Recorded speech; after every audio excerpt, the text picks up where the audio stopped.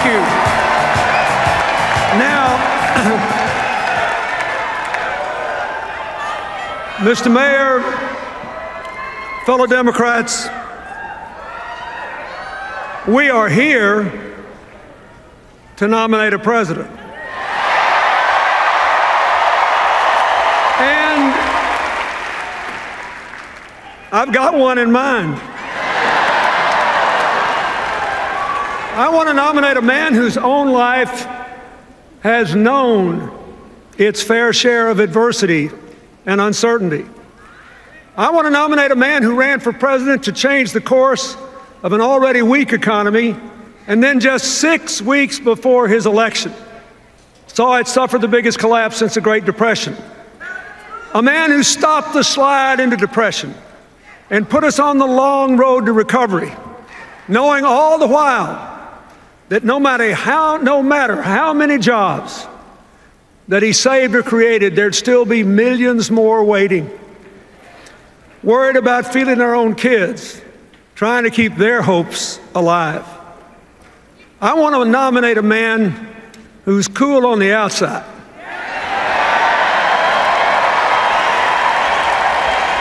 but who burns for America on the inside.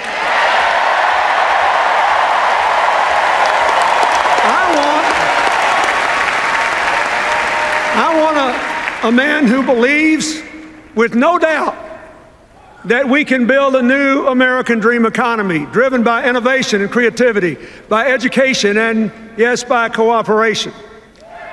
And by the way, after last night, I want a man who had the good sense to marry Michelle Obama.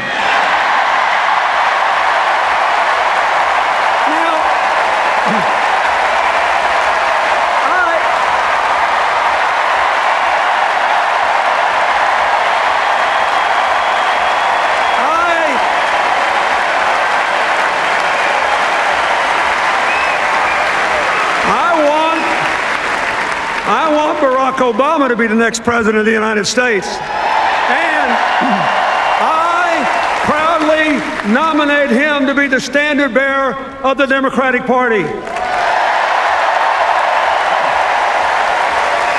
Now, folks, in Tampa a few days ago, we heard a lot of talk about how the president and the Democrats don't really believe in free enterprise and individual initiative, how we want everybody to be dependent on the government, how bad we are for the economy. This Republican narrative, its alternative universe, says that every one of us in this room who amounts to anything, we're all completely self-made. One of the greatest chairmen the Democratic Party ever had, Bob Strauss, used to say that every politician wants every voter to believe he was born in a log cabin he built himself. But, as Strauss then admitted, it ain't so. We Democrats, we think the country works better with a strong middle class, with real opportunities for poor folks to work their way into it, with a relentless focus on the future, with business and government actually working together to promote growth and broadly shared prosperity. You see, we believe that we're all in this together is a far better philosophy than you're on your own. Now,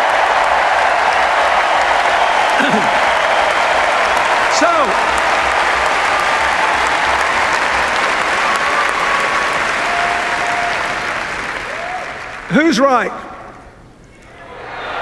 Well, since 1961, for 52 years now, the Republicans have held the White House 28 years, the Democrats 24. In those 52 years, our private economy has produced 66 million private sector jobs. So what's the job score? Republicans, 24 million, Democrats, 42.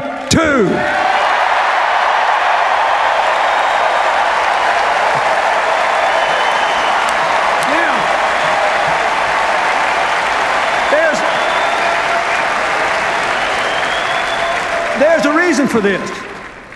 It turns out that advancing equal opportunity and economic empowerment is both morally right and good economics. Why? Because poverty, discrimination, and ignorance restrict growth. When you stifle human potential, when you don't invest in new ideas, it doesn't just cut off the people who are affected, it hurts us all. We know that investments in education and infrastructure and scientific and technological research increase growth. They increase good jobs and they create new wealth for all the rest of us. Now, there's something I've noticed lately, you probably have too, and it's this. Maybe just because I grew up in a different time, but though I often disagree with Republicans, I actually never learned to hate them the way the far right that now controls their party seems to hate our president and a lot of other Democrats.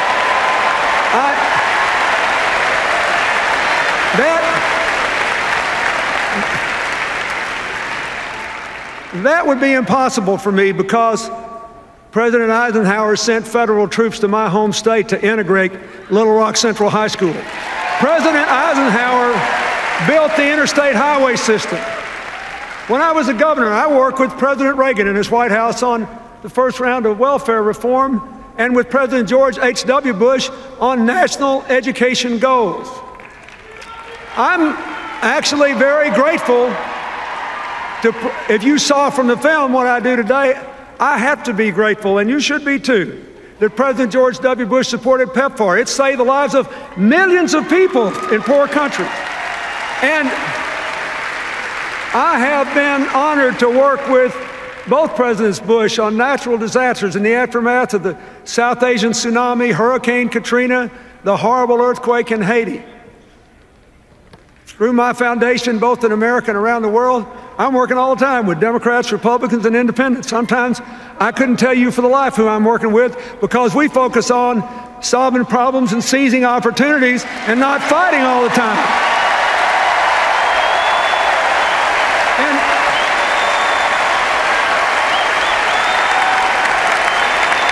so here's what I want to say to you. And here's what I want the people at home to think about.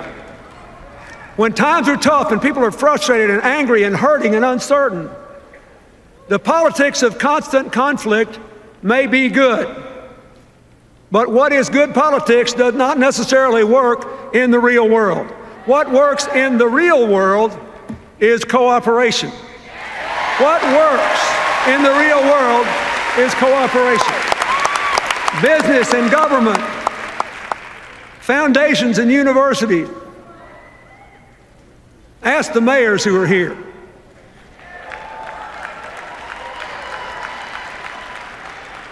Los Angeles is getting green and Chicago is getting an infrastructure bank because Republicans and Democrats are working together to get it. They didn't check their brains at the door, they didn't stop disagreeing, but their purpose was to get something done. Now, why is this true? Why does cooperation work better than constant conflict? Because nobody's right all the time, and a broken clock is right twice a day. And every one of us and every one of them, we're compelled to spend our fleeting lives between those two extremes, knowing we're never going to be right all the time and hoping we're right more than twice a day. Unfortunately, the faction that now dominates the Republican Party doesn't see it that way. They think government is always the enemy, they're always right, and compromise is weakness. Just in the last couple of elections, they defeated 2 distinguished Republican senators because they dared to cooperate with Democrats on issues important to the future of the country, even national security. They beat a Republican congressman with almost 100% voting record on every conservative score because he said he realized he did not have to hate the president to disagree with him. Boy, that was a non-starter, and they threw him out.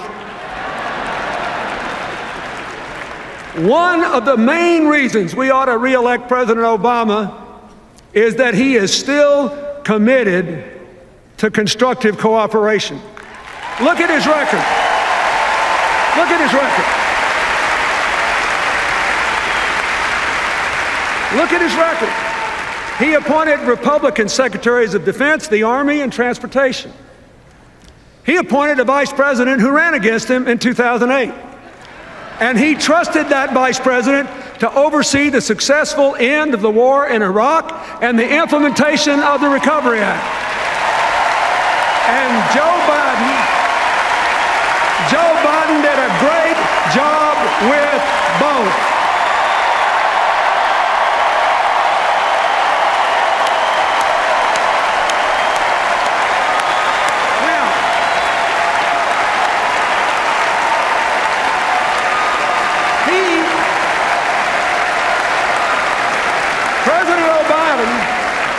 President Obama appointed several members of his cabinet, even though they supported Hillary in the primary. Heck, he even appointed Hillary. Now,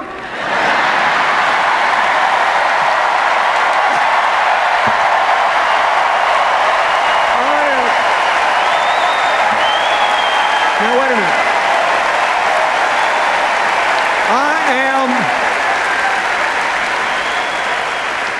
I am very proud of her.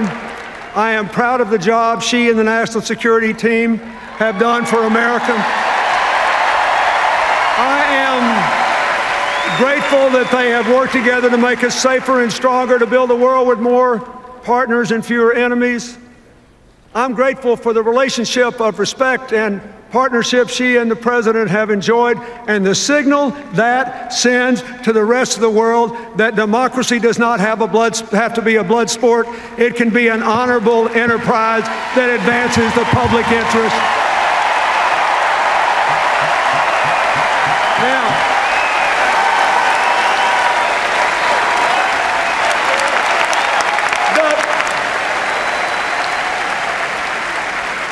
Besides the National Security Team, I am very grateful to the men and women who served our country in uniform through these perilous times.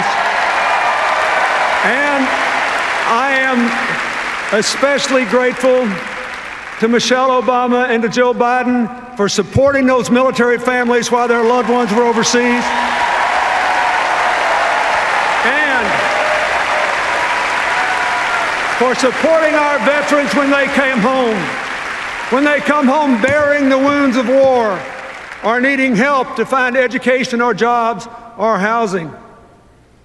President Obama's whole record on national security is a tribute to his strength, to his judgment, and to his preference for inclusion and partnership over partisanship. We need more of it in Washington, D.C.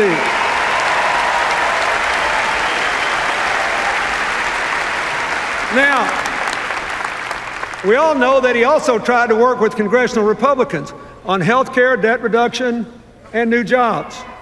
And that didn't work out so well.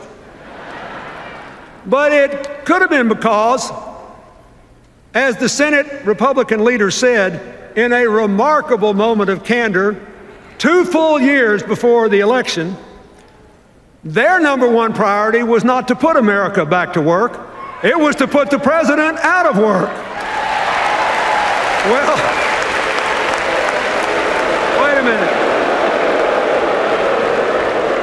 Senator, I hate to break it to you, but we're going to keep President Obama on the job. Yeah. Are you ready for that? Are you willing to work for it? Wait a minute.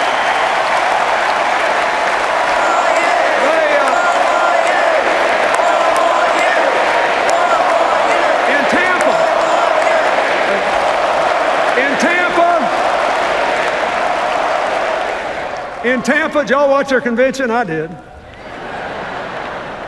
In Tampa, the Republican argument against the president re-election was actually pretty simple, pretty snappy. It went something like this. We left him a total mess. He hadn't cleaned it up fast enough, so fire him and put us back in.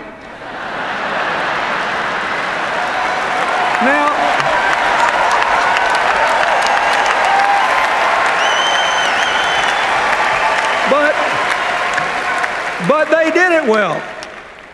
They looked good, they sounded good.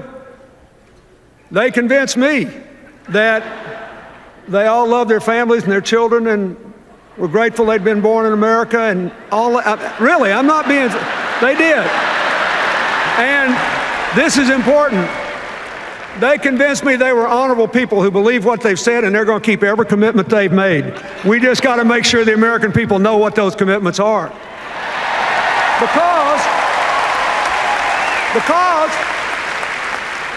in order to look like an acceptable, reasonable, moderate alternative to President Obama, they just didn't say very much about the ideas they've offered over the last 2 years. They couldn't. Because they want to go back to the same old policies that got us in trouble in the first place. They want to cut taxes for high-income Americans even more than President Bush did. They want to get rid of those pesky financial regulations designed to prevent another crash and prohibit future bailouts. They want to actually increase defense spending over a decade, $2 trillion more than the Pentagon has requested, without saying what they'll spend it on. And they want to make enormous cuts in the rest of the budget, especially programs that help the middle class and poor children. As another president once said, there they go again. Now,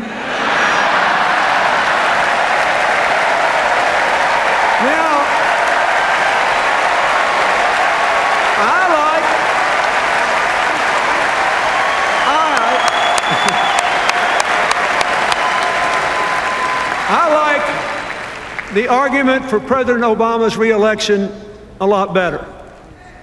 Here it is. He inherited a deeply damaged economy. He put a floor under the crash. He began the long, hard road to recovery and laid the foundation for a modern, more well-balanced economy that will produce millions of good new jobs, vibrant new businesses, and lots of new wealth for innovators. Now, are we where we want to be today? No. Is the president satisfied? Of course not. But are we better off than we were when he took office? Listen to this. Listen to this. Everybody's forgotten. Everybody's forgotten. When President Barack Obama took office, the economy was in free fall. It had just shrunk 9 full % of GDP. We were losing 750,000 jobs a month. Are we doing better than that today? The answer is yes. Now look, here's the challenge he faces and the challenge all of you who support him face. I get it. I know it. I've been there. A lot of Americans are still angry and frustrated about this economy. If you look at the numbers, you know employment is growing, banks are beginning to lend again. In a lot of places, housing prices are even beginning to pick up. But too many people do not feel it yet. I had the same thing happen in 1994 and early 95. We could see that the policies were working, that the economy was growing, but most people didn't feel it yet. Thankfully, by 1996, the economy was roaring, everybody felt it, and we were halfway through the longest peacetime expansion in the history of the United States. But, wait. The difference this time is purely in the circumstances. President Obama started with a much weaker economy than I did. Listen to me now. No president, not me, not any of my predecessors, no one could have fully repaired all the damage that he found in just 4 years. Now,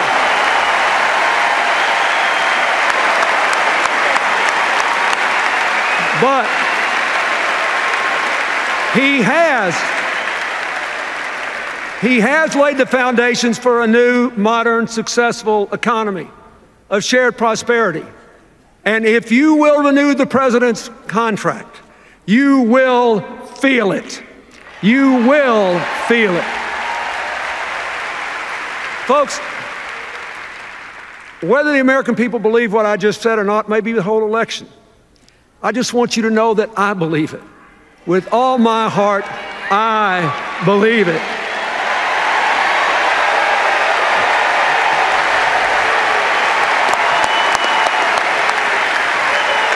Now, why do I believe it? I'm fixing to tell you why. I believe it because President Obama's approach embodies the values, the ideas, and the direction America has to take to build the 21st century version of the American dream, a nation of shared opportunities, shared responsibilities, shared prosperity, a shared sense of community. So let's get back to the story. In 2010, as the president's recovery program kicked in, the job losses stopped and things began to turn around. The Recovery Act saved or created millions of jobs and cut taxes. Let me say this again, cut taxes for 95% of the American people. In the last 29 months, our economy has produced about 4.5 million private sector jobs. We could have done better, but last year the Republicans blocked the president's job plan, costing the economy more than 1 million new jobs. So here's another job score. President Obama plus 4.5 million. Congressional Republicans, 0. During this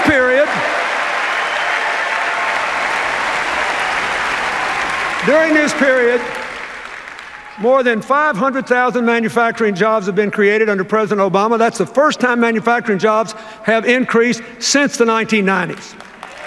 And I'll tell you something else. The auto industry restructuring worked. It saved more than 1 million jobs, and not just at GM, Chrysler, and their dealerships, but in auto parts manufacturing all over the country. That's why even the automakers who weren't part of the deal supported it. They needed to save those parts suppliers too. Like I said, we're all in this together. So what's happened? There are now 250,000 more people working in the auto industry than on the day the companies were restructured.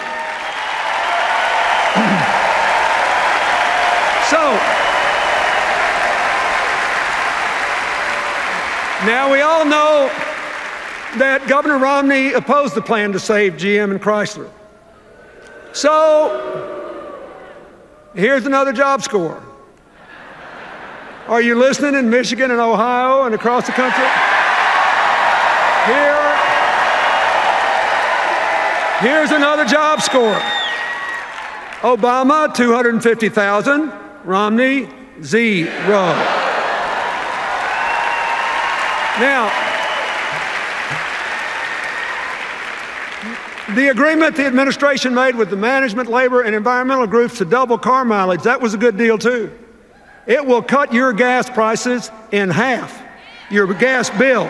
No matter what the price is, if you double the mileage of your car, your bill will be half what it would have been.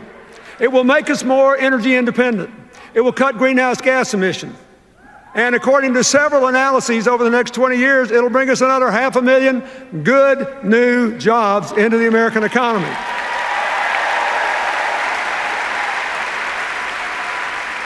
The president's energy strategy, which he calls all of the above, is helping too.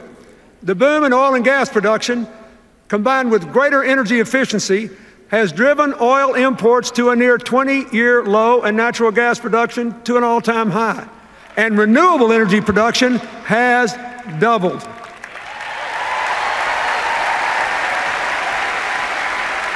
Of course, we need a lot more new jobs, but there are already more than 3 million jobs open and unfilled in America, mostly because the people who apply for them don't yet have the required skills to do them. So even as we get Americans more jobs, we have to prepare more Americans for the new jobs that are actually going to be created. The old economy is not coming back. We've got to build a new one and educate people to do those jobs.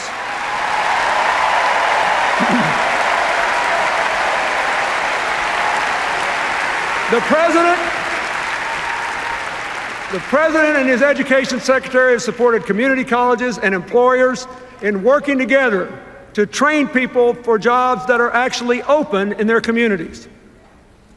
And even more important, after a decade in which exploding college costs have increased the dropout rate so much that the percentage of our young people with four-year college degrees has gone down so much that we have dropped to 16th in the world in the percentage of young people with college degrees. So, the President's student loan reform is more important than ever. Here's what it does. Here's what it does. You need to tell every voter where you live about this. It lowers the cost of federal student loans, and even more important, it gives students the right to repay those loans as a clear, fixed, low percentage of their income for up to 20 years. Now, what does this mean? What does this mean? Think of it. It means no one will ever have to drop out of college again for fear they can't repay their debt.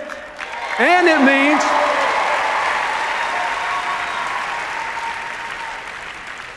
means that if someone wants to take a job with a modest income, a teacher, a police officer, if they want to be a small town doctor in a little rural area, they won't have to turn those jobs down because they don't pay enough to repay the debt. Their debt obligation will be determined by their salary. This will change the future for young Americans.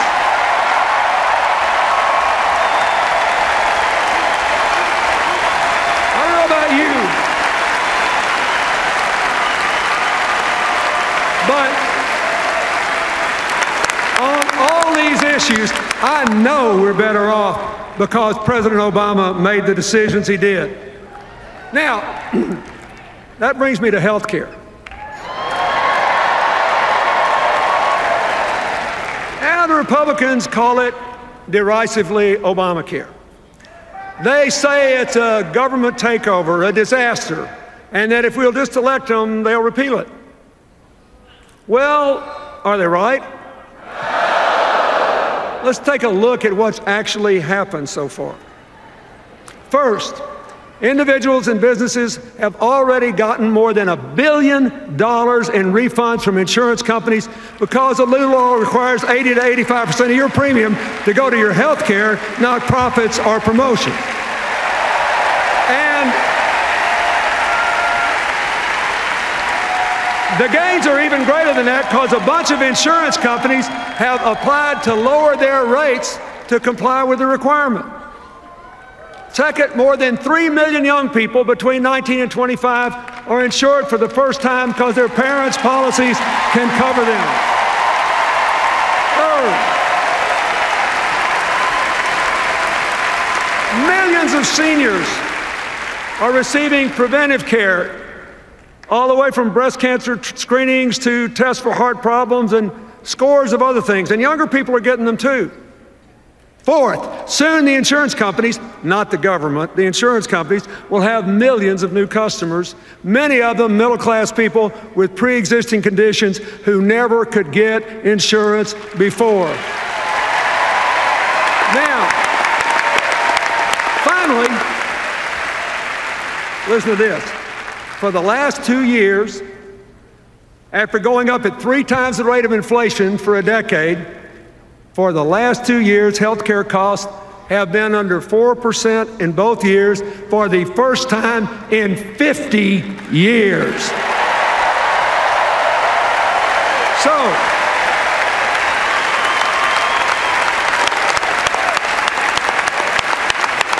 let me ask you something. Are we better off because President Obama fought for health care reform? You bet we are. Now, there were 2 other attacks on the president in Tampa I think deserve an answer. First, both Governor Romney and Congressman Ryan attacked the president for allegedly robbing Medicare of $716 billion. That's the same attack they leveled against the Congress in 2010. And they got a lot of votes on it. But it's not true. Look, here's what really happened. You be the judge. Here's what really happened. There were no cuts to benefits at all. None. What the president did was to save money by taking the recommendations of a commission of professionals to cut unwarranted subsidies to providers and insurance companies that were not making people healthier and were not necessary to get the providers to provide the service. And instead of raiding Medicare, he used the savings to close the donut hole in the Medicare drug program. And you all got to listen carefully to this. This is really important. And to add 8 years to the life of the Medicare Trust Fund so it is solvent till 2024.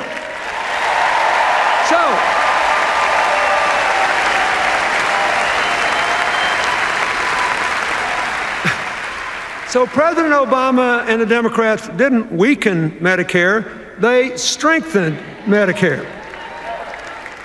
Now, when Congressman Ryan looked into that TV camera and attacked President Obama's Medicare savings as, quote, the biggest, coldest power play,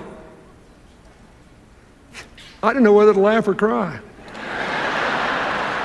Because that $716 billion is exactly to the dollar the same amount of Medicare savings that he has in his own budget.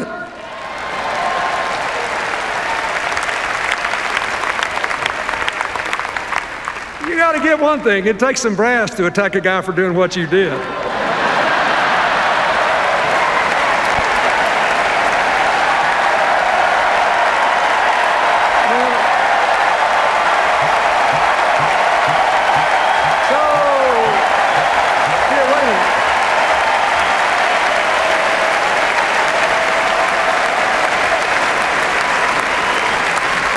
Now you're having a good time, but this is getting serious. I want you to listen.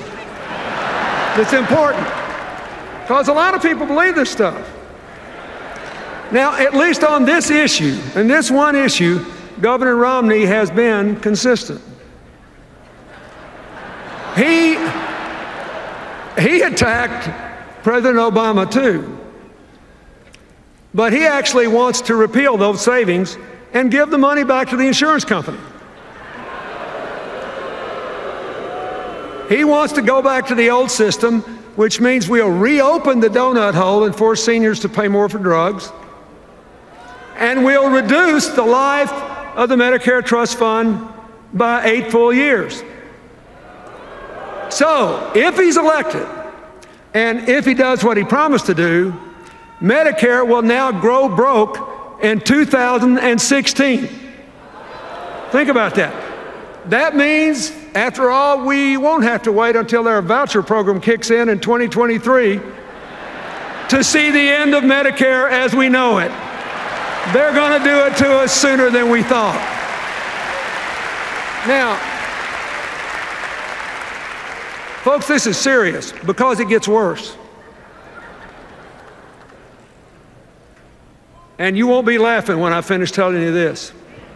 They also want to block grant Medicaid and cut it by 1/3 over the coming 10 years. Of course, that's going to really hurt a lot of poor kids. But that's not all. A lot of folks don't know it, but nearly 2/3 of Medicaid is spent on nursing home care for Medicare seniors who are eligible for Medicaid.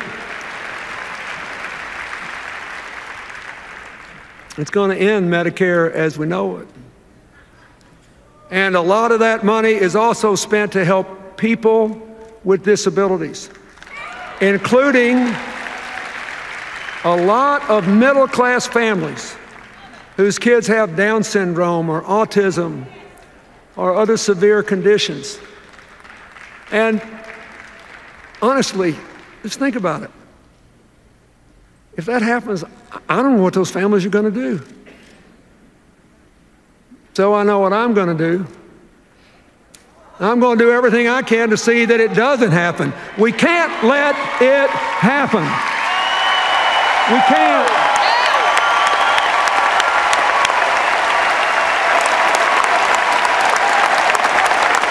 Now,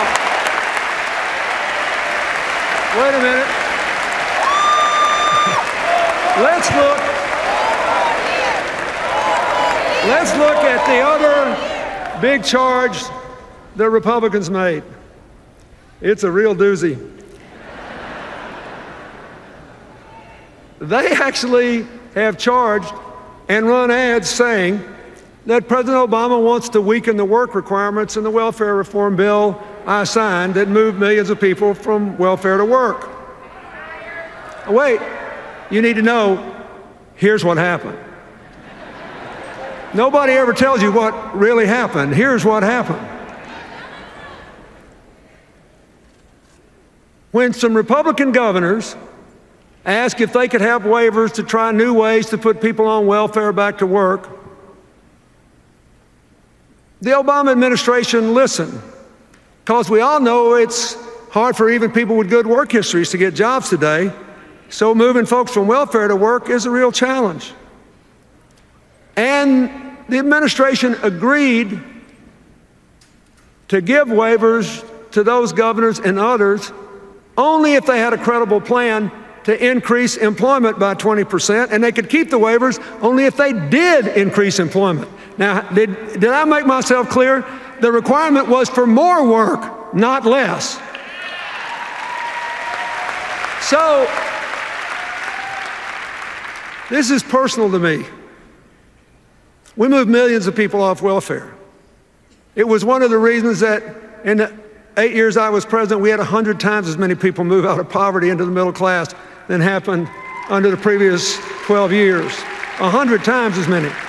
It's a big deal. But I am telling you, the claim that President Obama weakened welfare reform's work requirement is just not true. But they keep on running ads claiming it. You want to know why? Their campaign poster said, "We are not going to let our campaign be dictated by fact checkers." Now, finally I can say that is true.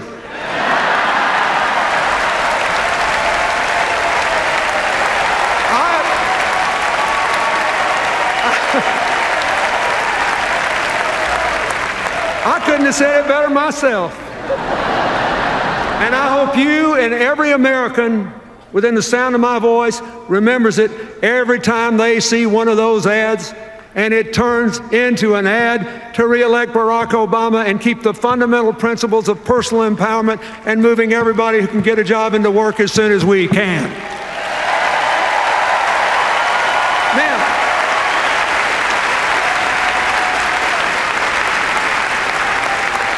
let's talk about the debt. Today, interest rates are low, lower than the rate of inflation. People are practically paying us to borrow money, hold their money for them. But it will become a big problem when the economy grows and interest rates start to rise. We've got to deal with this big long-term debt problem, or it will deal with us. It'll gobble up a bigger and bigger percentage of the federal budget we'd rather spend on education and health care and science and technology. We got to deal with it. Now, what has the president done? He has offered a reasonable plan of $4 trillion in debt reduction over a decade, with $2.5 trillion coming from, for every $2.5 trillion in spending cuts, he raises $1 in new revenues, 2.5 to 1. And he has tight controls on future spending. That's the kind of balanced approach proposed by the Simpson-Bowles Commission, a bipartisan commission. Now, I think this plan is way better than Governor Romney's plan. First, the Romney plan fails the first test of fiscal responsibility. The numbers just don't add up. I mean, consider this. What would you do if you had this problem? Somebody says, oh, we got a big debt problem, we got to reduce the debt. So what's the first thing he says we're going to do? Well, to reduce the debt, we're going to have another $5 trillion in tax cuts, heavily weighted to upper income people. So we'll make the debt hole bigger before we start to get out of it. Now, when you say, what are you going to do about this $5 trillion you just added on? They say, oh, we'll make it up by eliminating loopholes in the tax code. So then you ask, well, which loopholes and how much? You know what they say? See me about that after the election.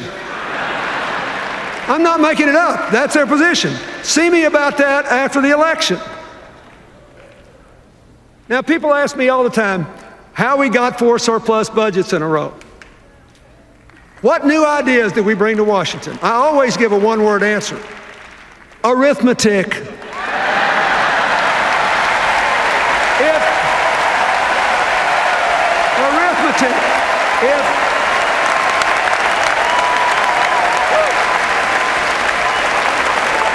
If they stay with this $5 trillion tax cut plan in a debt reduction plan, the arithmetic tells us, no matter what they say, one of 3 things is about to happen. One, assuming they try to do what they say they'll do, cover it by deductions, cutting those deductions.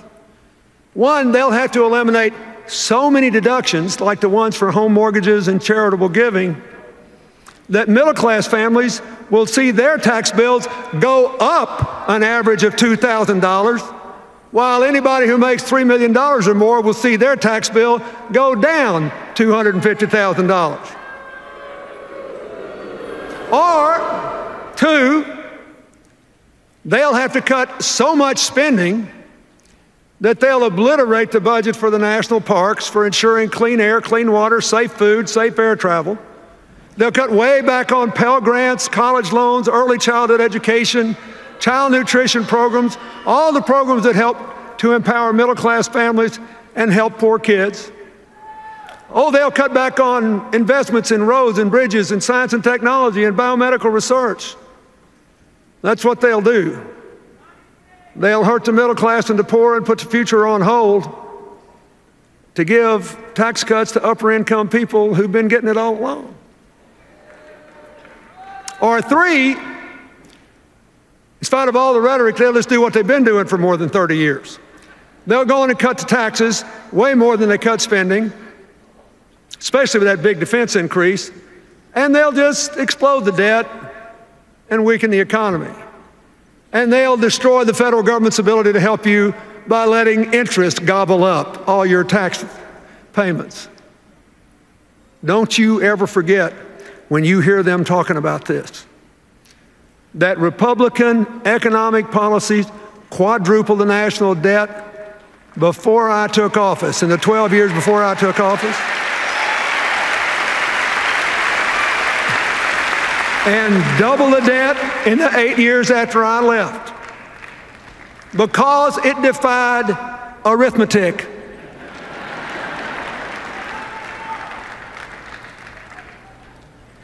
It was a highly inconvenient thing for them in our debates that I was just a country boy from Arkansas, and I came from a place where people still thought 2 and 2 was 4. It's arithmetic. We simply cannot afford to give the reins of government to someone who will double down on trickle down. Now,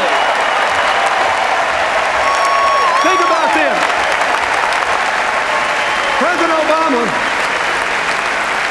President Obama's plan cuts the debt, honors our values, brightens the future of our children, our families, and our nations. It's a heck of a lot better.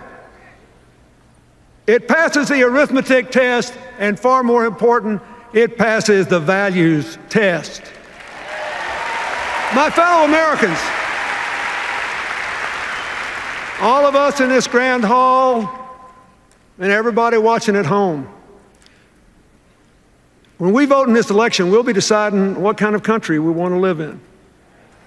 If you want a winner-take-all, you own your own society, you should support the Republican ticket. But if you want a country of shared opportunities and shared responsibility, a we're all in this together society, you should vote for Barack Obama and Joe Biden.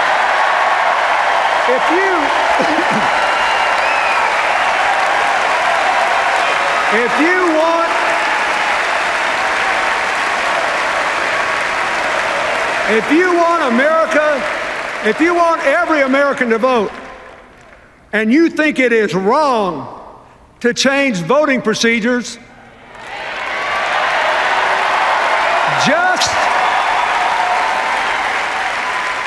just to reduce the turnout of younger, poorer, minority, and disabled voters, you should support Barack Obama.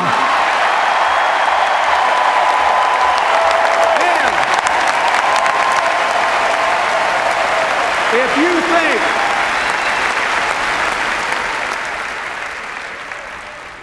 if you think the president was right to open the doors of American opportunity to all those young immigrants brought here when they were young so they can serve in the military or go to college, you must vote for Barack Obama.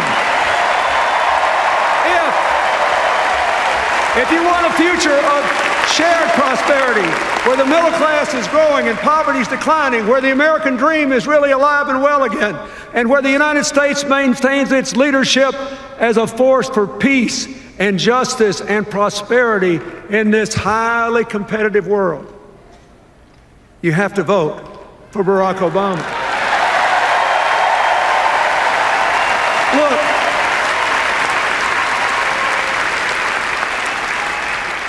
I love our country so much, and I know we're coming back. For more than 200 years, through every crisis, we've always come back. People have predicted our demise ever since George Washington was criticized for being a mediocre surveyor with a bad set of wooden false teeth. And so far, every single person that's bet against America has lost money, because we always come back. We come through every fire a little stronger and a little better. And we do it because in the end we decide to champion the cause for which our founders pledged their lives, their fortunes, their sacred honor. The cause of forming a more perfect union. My fellow Americans, if that is what you want, if that is what you believe, you must vote and you must re-elect